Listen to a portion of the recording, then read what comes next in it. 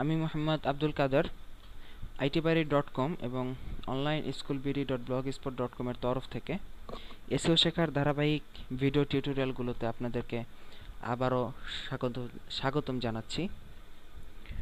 তো গত পর্বে আমরা এসইও কি এবং এসইওর কিছু খুঁটিনাটি বিষয় নিয়ে বিস্তারিত আলোচনা করেছি। তো আজকের এই পর্বে আমরা আপনাদেরকে আলোচনা করব যে এসইও কত প্রকার এবং এসইওর প্রকারভেদ নিয়ে। তো অবশ্যই আপনার এসইওর প্রকারভেদ জানতে হবে এসইও শিখতে হলে। তো চলুন দেখে নেই এসইও কত প্রকার। তো এসইও বা সার্চ ইঞ্জিন অপটিমাইজেশনকে আমরা দুই ভাগে ভাগ করতে পারি। এর প্রথমে যেটি আছে সেটি হলো অন পেজ অপটিমাইজেশন এবং দ্বিতীয়তে যেটি আছে সেটি হলো অফ পেজ অপটিমাইজেশন। তো অন পেজ অপটিমাইজেশন আর অফ পেজ অপটিমাইজেশন ব্যাপারটা আরেকটু ক্লিয়ার হলে ভালো হয়।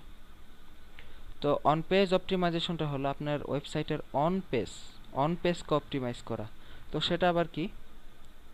অন পেজ বলতে মূলত বোঝায় আপনার অন পেজ অপটিমাইজেশন বলতে আপনার সরাসরি আপনার সাইট ধরুন আপনি একটা ওয়েবসাইট বানিয়েছেন বা আপনার ক্লায়েন্টের ওয়েবসাইট, এর পেজগুলোতে বা এর যে পোস্টগুলো আপনি করেন সেই পোস্টগুলোকে সরাসরি সার্চ ইঞ্জিনের সাথে অপটিমাইজ করানো, সেটাই হলো অন পেজ অপটিমাইজেশন। একদম সরাসরি সার্চ ইঞ্জিন আর আপনার ওয়েবসাইট সরাসরি একদম কানেক্টেড অবস্থায় অপটিমাইজ করবে আপনার সাইটকে। তো সেটা কিভাবে হয় আপনারা ধীরে ধীরে টিউটোরিয়ালে দেখতে পারবেন।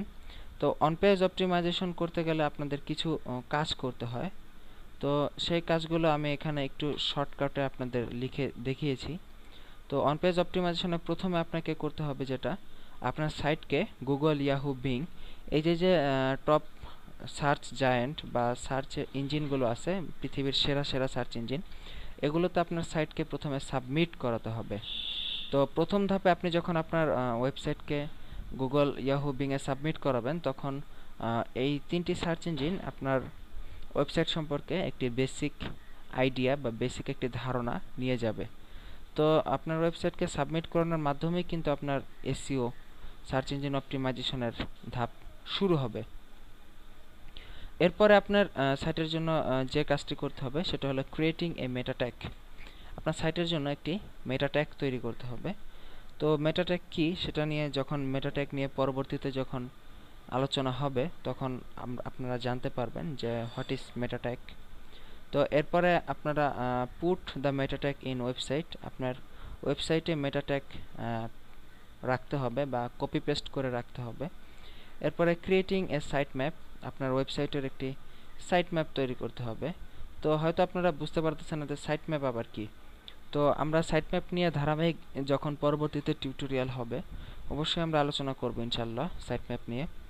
তো এরপরে যে কাজটা থাকে, আপনার ওয়েবসাইটকে সাইট ম্যাপ সাবমিট করাতে হবে। আপনার ওয়েবসাইটের যে সাইট ম্যাপ আপনি বানিয়েছেন সেটা গুগল, ইয়াহু, বিং এর কাছে সাবমিট করাতে হবে।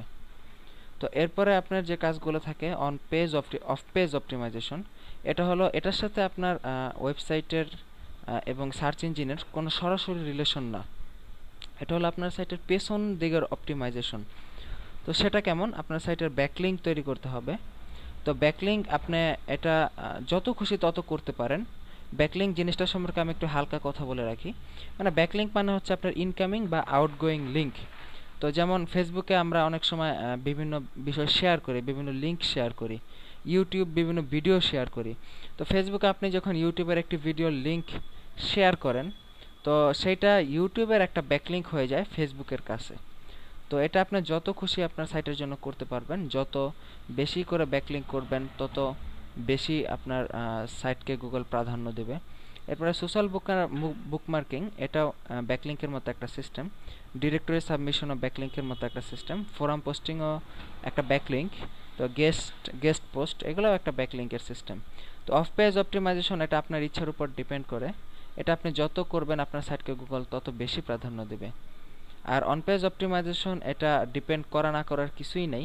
আপনি যদি আপনার সাইটকে গুগলে আনতে চান তো অন পেজ অপটিমাইজেশন বাধ্যতামূলক করতেই হবে। এই কাজগুলো আপনি যদি না করেন আপনার সাইটকে গুগল কখনোই তার হোম পেজে বা গুগলে আপনি পাবেন না আপনার সাইটকে খুঁজে। তো অন পেজ অপটিমাইজেশন এবং অফ পেজ অপটিমাইজেশন এর জন্য আপনার সাইটের সার্বিক নিয়ন্ত্রণের জন্য সবসময় যে টুলগুলো আপনার কাজে লাগবে সেটা হলো গুগল ওয়েবমাস্টার টুলস এবং বিং ওয়েবমাস্টার টুলস, এবং এর সাথে আরও থাকছে গুগল অ্যানালাইটিক টুলস। তো এই তিনটি টুলই মূলত প্রধান টুল হিসেবে কাজ করে। গুগল ওয়েবমাস্টার টুলসের মাধ্যমে আপনার এই গুগলে আপনার যে সাইট ম্যাপ সাবমিট করা, আপনার ওয়েবসাইটের হোম পেজ ইউআরএল সাবমিট করা, এই কাজগুলো গুগলে যখন আপনি সাবমিট করবেন তখন গুগল ওয়েবমাস্টার টুলস ব্যবহার করেই করতে হবে। আর বিংয়ে আপনার সাইটকে সাবমিট করতে হলে আপনাকে বিং ওয়েবমাস্টার টুলস ব্যবহার করতে হবে। আর গুগল অ্যানালাইটিক টুলের সাহায্যে আপনি আপনার সাইটের যাবতীয় ডিটেইলস জানতে পারবেন। আপনার সাইটে কীরকম ভিজিটর আসতেছে, আপনার ওয়েবসাইটটি গুগলে কীরকম পজিশনে আছে না আছে, এগুলো জানতে পারবেন। তো প্রথমেই বলে রাখি, এসইও করতে গেলে অবশ্যই আপনার একটি গুগল অ্যাকাউন্ট থাকতেই হবে। অ্যাকাউন্ট না থাকলে আপনি গুগল ওয়েবমাস্টার টুলস ইউজ করতে পারবেন না।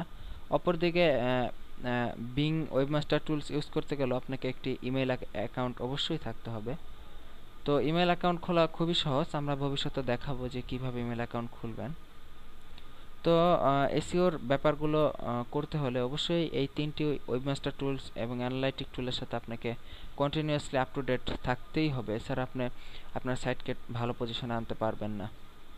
তো এই ছিল মোটামুটি সার্চ ইঞ্জিন অপটিমাইজেশনের প্রকারভেদ নিয়ে একটু আলোচনা। তো আশা করি আপনারা এই আলোচনাগুলো অবশ্যই বুঝতে পেরেছেন আমি কি বলতে চেয়েছি। তো এছাড়া আপনাদের যদি এই আলোচনা বুঝতে কোনো ধরনের সমস্যা বা আপনাদের কোনো প্রশ্ন জানার থাকে অবশ্যই আমাদেরকে মেল করুন kader6508@gmail.com এ, অথবা আমাদের সাইটে itbari.com এ গিয়ে কন্ট্যাক্ট আস সেকশন থেকে আমাদের সাথে যোগাযোগ করুন। আর আমাদের সাইটে নিয়মিত আপনারা আপডেটগুলো পাবেন।